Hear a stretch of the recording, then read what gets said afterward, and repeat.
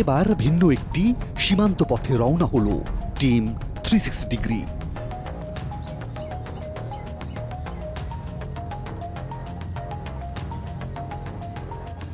ঝিনাইদহের সীমান্তবর্তী উপজেলা মহেশপুরের মাটিলা বাজারে আমরা পৌঁছে যাই। স্থানীয় কয়েকজনের সাথে কথা বলে সীমান্তের অবস্থা আমরা বোঝার চেষ্টা করি। এটা কি সর্বশেষ বাজার সীমান্তে? হ্যাঁ, এটা এইদিকে গেলি এখান থেকে সীমান্ত কত দূর? 200-250 গজ হবে এখান থেকে। আবার ক্যাম্পের ওই পাশে গেলি ও 1 সীমান্ত করে ওখানে গেলি সব দেখা যাবে। এই দোকানের পাশে সব ক্যাম্প। ওই আলো জ্বলছে ওইগুলো ক্যাম্প। ক্যাম্প ওই আলো যেগুলো বর্ডারে আলো জ্বলছে ওইগুলো বর্ডার। ওগুলো ইন্ডিয়ার আর্মি। ওইগুলো ইন্ডিয়ার ইন্ডিয়ার। আর আমাদের এই সুদাহুদি আমাদের টাকাটা নেই। রনঘাটা তুলে এই দুটো গ্রাম টাকাটা নেই। ওই নদী তো সীমান্তটা নদী, ওই নদীর ধারে গ্রাম আছে, ওটা বহুত চেষ্টা করছে ওটা দেওয়ার জন্য, তাই নেই। বর্ডার আমরা সেই পাকিস্তান আমরা তো দেখছি বর্ডার হয়েই যায়, পুরা কারবার হয়েই যায়। নারী পাড়া তো হয়, নারী পাড়া নয়, ঝোল পাতা, ঝোল পাতা। ঝোল মানে নারী। এই দেশের লোক ওই দেশে আসে, ওই দেশে এই লোক এই দেশে আসে। পাসপোর্ট ছাড়াই যায়? হ্যাঁ, পাসপোর্ট ছাড়াই। শত শুধু কি নারী যায়, সব যায়, নারী পুরুষ সব। যারা কাজের লোক না এখানে কাজের লোক একটা গ্যাং আছে, ওই গ্যাংয়ে বিয়ে করে, ডিল করে। এখানকার লোক গ্রাম, হ্যাঁ, গ্রামের লোক আছে, পাখি গ্রাম সব ওই লাইন আছে সবাই। ওরা ছাড়া লাইন দেয় তাহলে যেতে পারবে, লাইন তাই না? ওই যারা সাধারণ লোক এরা হচ্ছে জিম, যদি পাকামো করলে ফেন্সি পুলিশ সালাম নেবে, এরম জিম।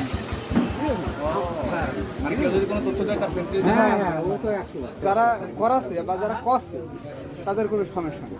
এই একটু বাচ্চা থেকে এত সবাই যায়, সবাই যায়, তুমি ভয় দিকে বলছো।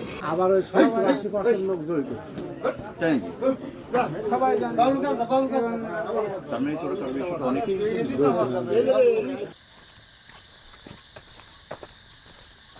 তাদের দেয়া তথ্য অনুযায়ী এবার আমরা এই মাঠে অপেক্ষা করতে থাকি। আমরা এই মুহূর্তে মহেশপুর সীমান্তের একটি অংশে দাঁড়িয়ে আছি। সীমান্ত খুব কাছাকাছি এখান থেকে। আমাদের কাছে তথ্য এসেছে সীমান্তের খুব কাছাকাছি একটি বাড়িতে বেশ কয়েকজন নারী অবস্থান করছেন, যাদেরকে আসলে ধুর হিসেবে বলা হচ্ছে, যারা ইন্ডিয়ায় যাওয়ার জন্য অপেক্ষা করছেন বলে আমরা জানতে পেরেছি। আমরা আসলে একটু কথা বলতে চাই তাদের সাথে, তাদের অভিজ্ঞতা জানতে চাই, কিভাবে তারা এখানে আসলেন এবং কেন তারা ইন্ডিয়া যাচ্ছেন এইভাবে। এরই মধ্যে আমাদের সাথে আরও একজন দেখা করতে আসেন।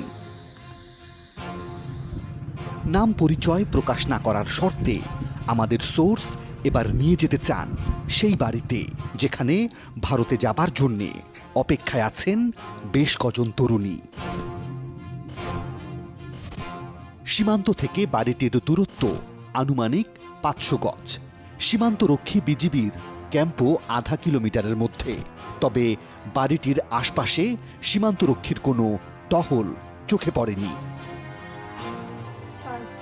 একজন দুজন নয়, 5 জন তরুণী। সবার চোখে মুখে যেন আতঙ্কের ছাপ। তীব্র গরমেও বন্ধ ঘরে জড়সড় হয়ে আছেন সবাই। এসব তরুণীর সাথে খুব অল্প সময়ের জন্যে আমরা কথা বলার সুযোগ পাই। কয়জন আছেন আপনারা এখানে? 5 জন। আপনাদের বাড়ি কোথায় এই অঞ্চলে? জি না, আমাদের বাসা এক জেলায়, আমি কেউ কাউকে চিনি না। এইখানে কি করতেছেন আপনারা? আমরা ইন্ডিয়া এসেছি কাজের জন্য। এটা তো বাংলাদেশ, আপনারা তো ইন্ডিয়া যাচ্ছেন নাকি? জি, আমরা ইন্ডিয়ায় যাব। জানতে চাই কেন এত ঝুঁকি নিয়ে সীমান্ত পাড়ি দিচ্ছেন। এইভাবে যাওয়া কি ঠিক হবে আপনাদের?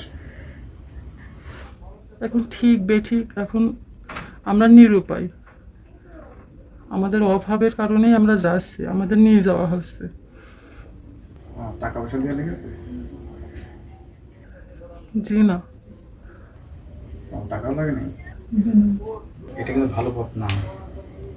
জি আমরা জানি, তারপর আমরা নিরুপায় হয়ে যাচ্ছি, কারণ আমাদের ফ্যামিলির জন্য যাতে হচ্ছে। ওখানে যদি বিপদে পড়েন? আল্লাহ ভরসা।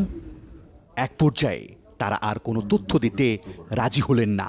আমাদের বলা নিষেধ আছে, বলেন আপনি কি জানি বলছিলেন?